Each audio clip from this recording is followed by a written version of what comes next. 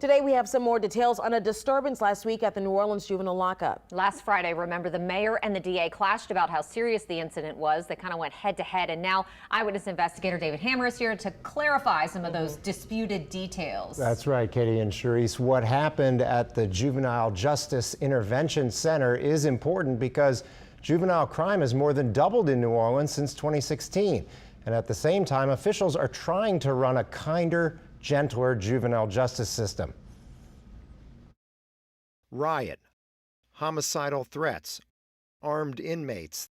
That's how the district attorney and juvenile jail officials initially described what happened the night of August 15th. But then Mayor LaToya Cantrell called a press conference last Friday to say, no, there was no riot and no knives, and it was just a disruption. Today, the NOPD released the official police report. It says the staff at the center heard some inmates were planning a riot. Police came and found several inmates barricaded in a dorm room and had to get a particularly violent one into isolation.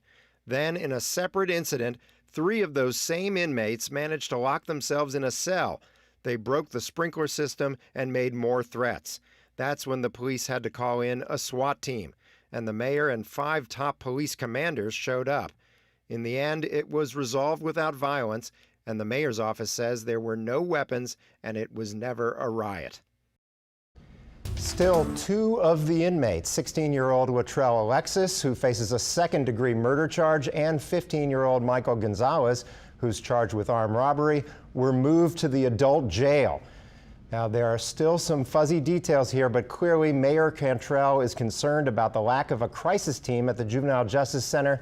And we continue to hear about violence in youth jails, both in New Orleans and in Bridge City and Jefferson Parish. And there are more violent offenders going in there all the time. So this is definitely something to keep an eye on. Absolutely. Sounds like a dangerous situation, potentially. Yes, absolutely. Thanks so much, David.